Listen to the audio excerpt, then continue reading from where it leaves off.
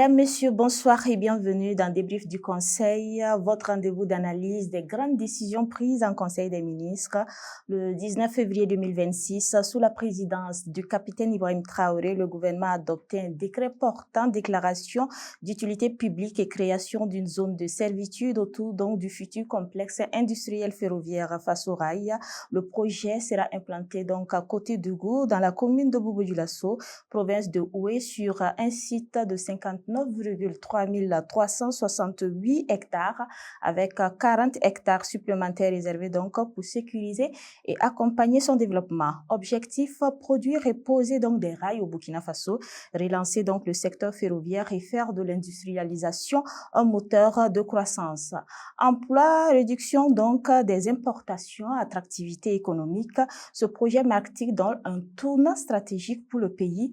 Pour en débattre, donc, nous recevons ce soir M. Ibrahim Zongo, leader d'Opinion.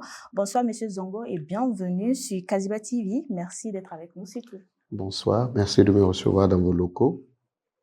Alors, M. Zongo, en quoi la création donc du complexe industriel ferroviaire face au rail s'inscrit-elle concrètement donc dans la stratégie nationale d'industrialisation du Burkina Faso pour vous? Déjà, il faut noter qu'un pays sans industrie est un pays qui est amené à disparaître. Déjà, si vous voyez que les Chinois, ils arrivent à occuper et dépasser même l'Europe, c'est parce qu'ils ont misé sur l'industrie. Donc, ils se sont industrialisés et aujourd'hui, tous nos marchés, nous sommes devenus des consommateurs. Donc, ce qui veut dire que si aujourd'hui au Burkina Faso, l'État s'est lancé depuis un certain temps dans l'industrialisation ou dans la vision ou l'optique qu'on puisse amener les Burkinabés à comprendre l'importance d'avoir des usines, c'est déjà le consommons burkinabé et ensuite promouvoir un peu la vision du chef de l'État dans ce qu'on pourrait appeler résoudre un tant soit peu la consommation locale et l'économie. Il faut relancer l'économie du Burkina. Alors ici, on parle de rails, la fabrication donc des matériels en lien donc avec les rails. Quelle est votre appréciation en ce qui concerne l'adoption donc de ces mesures-là? Bon, il faut dire que quand on regarde le secteur, depuis Sitaraï à maintenant, le secteur quasiment n'existe plus. On avait déjà Sitaraï juste pour aller de Ouagadougou à Abidjan. Aujourd'hui, si on rentre dans la création et la fabrication de ces matériaux-là, c'est pour résoudre ce problème de consommation. Si vous prenez les rails aujourd'hui, il faut que Sitaraï commande ailleurs. Si aujourd'hui l'État décide, pour moi, de créer et de fabriquer, ça va résoudre un grand nombre de problèmes regardant le secteur ferroviaire. Donc, pour mon opinion, je pense que, évidemment, nous allons nous retrouver à avoir un maximum de solutions, déjà qu'il faut résoudre, à travers les voies ferrées. Fabriquer. J'ai été dans un pays où on était dans la consommation, mais il faut des unités de production. Alors aujourd'hui, le Burkina Faso importe donc ces rails. La production locale permettra-t-elle réellement de réduire les sorties de devises et renforcer l'autonomie donc économique du pays? Quand vous regardez le secteur, le Burkina Faso est un grand consommateur. Tout ce que nous avons aujourd'hui dans notre pays, nous ne faisons que faire sortir des devises pour aller acheter ailleurs. Tout à fait. Si aujourd'hui on a des unités de production, on produit et on consomme local, c'est-à-dire notre économie va tourner autour de notre pays et on n'aura plus à dépenser de l'argent pour aller ailleurs. Donc je trouve que ça serait une solution. Déjà, ça va être des pôles de pourvoyeurs d'emploi et surtout, quand vous regardez un peu l'image de la sous-région, tous nos pays là dépendent de la consommation extérieure. Donc, avoir quelque chose chez nous permettrait vraiment de renforcer l'économie. Et vous verrez que quand vous regardez les autres qui viennent d'ailleurs avec leurs produits, nous ne faisons que consommer. Nous, on n'a rien qui quitte ici pour aller ailleurs. Donc, forcément, on aurait une économie solide. Alors, c'est un projet ambitieux. Pensez-vous qu'en ce qui concerne la concrétisation du projet, est-ce que cela va aboutir? Mais bien sûr, ils ont misé sur le temps. Et comme le disait l'ex-président Thomas Sankara Feu, tout ce qui peut être imaginé par l'homme peut être créé. Alors, pour ma part, sauf ceux qui ne font rien, ne font jamais d'erreur. Et nous sommes dans la logique d'essayer. C'est vrai que ça fait rire lorsque on dit qu'on va produire des rails, on s'imagine comment on va avoir la matière première et autres, mais tous ces pays-là qui sont arrivés à dominer d'autres pays ont rêvé. C'est ça. Donc, acceptons et rêvons grand. Ouais.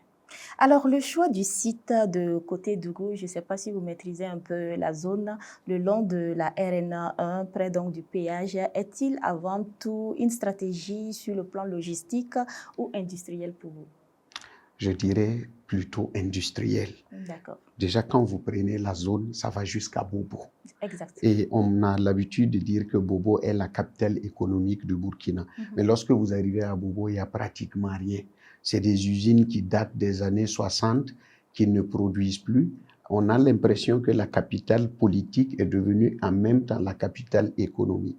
Ça serait vraiment stratégique parce que ça permet de relier plusieurs frontières. Après, si on finit la consommation locale, on peut aller sous-régional. Alors, vous évoquez le fait qu'on a des usines qui ne marchent toujours pas à Bobo-Dioulasso et que tout est en stand-by. Qu'est-ce qu'il faille faire, M. Zongo? Bon, déjà, il faut que les Burkinabés comprennent qu'on ne peut pas travailler seulement 8 heures de temps et développer des usines. C'est ça. Il y a ça qui est là.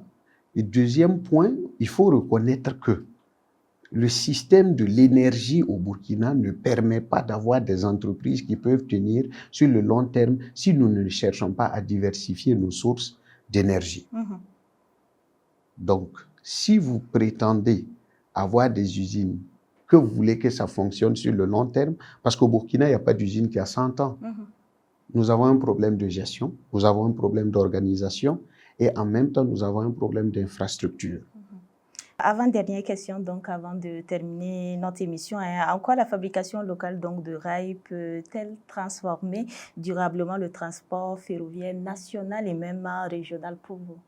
Bon, si vous regardez au Burkina, tout est la route. Un camion est garé, c'est la route. C'est ça. Donc déjà, aujourd'hui, si on peut avoir des rails qui passent un peu partout, on va arriver à relier les villes rapidement. Imaginez que nous produisons de la patate au niveau des pommes de terre au niveau de Wayougia et que Manga, la région du centre-sud en a besoin. On n'est pas forcément obligé de passer par la route. Et une fois qu'on prend les rails, les trains, bon, on arrive à rejoindre la zone là rapidement et je pense que ça va permettre de desservir les zones et économiquement, ça va apporter beaucoup. Ça va beaucoup apporter à ces zones-là. Alors, cette question, pour refermer les portes de notre émission, ce complexe peut-il donc devenir un véritable pôle industriel capable d'attirer d'autres investisseurs et de dynamiser durablement l'économie de Bobo-Dioulasso? Tout est une question d'homme et de vision. Comme je le dis, c'est bien d'avoir des décrets. Qu'est-ce que la population en pense? Parce que si vous avez des usines et que vous ne formez pas les gens vont occuper des postes, mais ne pourront pas faire de ces usines-là l'avenir de ce pays. Donc, si vous voulez que tout ce qu'on a et qu'on veut que Bobo sorte du trou et devienne en tout cas la capitale économique, il va falloir que beaucoup de jeunes de Bobo se mettent dans la danse pour que des zones d'ailleurs ne viennent pas occuper. Et après, on dit oui, bon, voilà, on a ce régionalisme-là qui est en train de naître un peu partout. Un mot de fin, si vous en avez? Moi, c'est toujours interpeller la population par rapport à cette vision. On ne peut pas amener des analphabètes vers le développement. Il va falloir que le peuple s'instruise. Et pour s'instruire, il faut déjà accepter qu'on ne connaît pas. Et tous ceux qui apportent la lumière là doivent être devant. Le mérite. Ceux qui méritent, s'ils sont devant, vous allez voir qu'on va résoudre tous les problèmes. Monsieur Ibrahim Zongo, merci pour la pertinence de vos analyses. Je rappelle que vous êtes leader d'opinion. Merci pour votre disponibilité et pour votre éclairage sur un projet qui pourrait donc marquer une étape importante dans la renaissance industrielle et ferroviaire dans notre pays. Merci à vous. Merci. Madame, Monsieur, merci de l'avoir suivi. Merci pour votre aimable attention. Agréable soirée à toutes et à tous. Bonsoir chez vous.